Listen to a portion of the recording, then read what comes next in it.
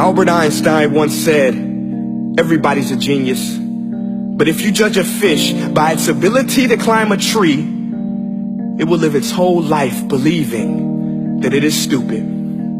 Ladies and gentlemen of the jury, today on trial we have modern day schooling. Glad you could come. Not only does he make fish climb trees, but also makes them climb down and do a 10-mile run. Tell me, school, are you proud of the things you've done? Turning millions of people into robots, do you find that fun? Do you realize how many kids relate to that fish? Swimming upstream in class, never finding their gifts, thinking they are stupid, believing they are useless? Well, the time has come, no more excuses. I call school to the stand and accuse him of killing creativity, individuality, and being intellectually abusive. He's an ancient institution that has outlived his usage. So, Your Honor, this concludes my opening statement, and if I may present the evidence of my case, I will prove it. Proceed. Exhibit A. Here's a modern day phone. Recognize it? Here's a phone from 150 years ago. Big difference, right? Stay with me. Here's a car from today. And here's a car from 150 years ago. Big difference, right? Well, get this. Here's a classroom of today. And here's a class we used 150 years ago. Now ain't that a shame? In literally more than a century, nothing has changed. Yet you claim to prepare students for the future? But with evidence like that, I must ask, do you prepare students for the future or the past?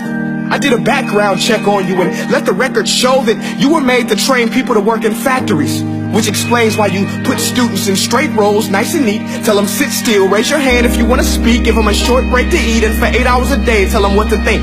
Oh, and make them compete to get an A letter which determines product quality, hence grade A of meat.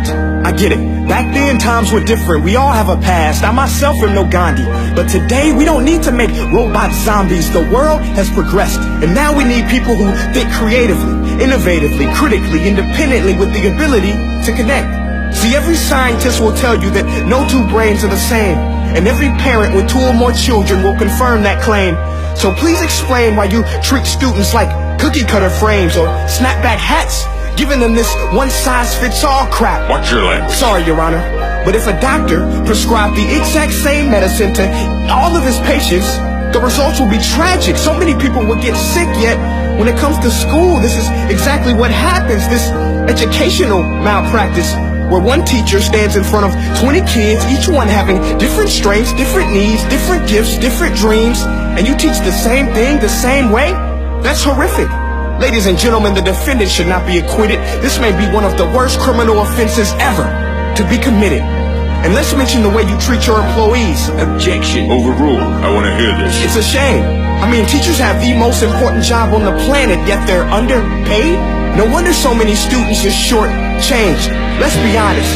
Teachers should earn just as much as doctors, because a doctor can do heart surgery and save the life of a kid. But a great teacher can reach the heart of that kid and allow him to truly live.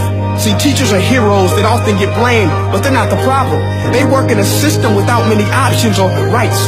Curriculums are created by policymakers, most of which have never taught a day in their life. Just obsessed with standardized tests. They think bubbling in a multiple choice question will determine success. That's outlandish. In fact, these tests are too crude to be used and should be abandoned, but don't take my word for it. Take Frederick J. Kelly, the man who invented standardized testing, who said, and I quote, "These tests are too crude to be used and should be abandoned." Ladies and gentlemen of the jury, if we continue down this road, the results will be lethal. I don't have much faith in school, but I do have faith in people. And if we can customize healthcare, cars, and Facebook pages, then it is our duty to do the same for education, to upgrade and change and do away with school spirit, because that's useless. Unless we're working to bring the spirit out of each and every student, that should be our task. No more Common Core. Instead, let's reach the core of every heart in every class. Sure, math is important, but no more than art or dance. Let's give every gift an equal chance. I know this sounds like a dream, but countries like Finland are doing impressive things. They have shorter school days.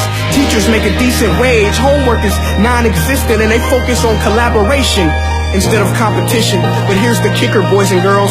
Their educational system outperforms every other country in the world.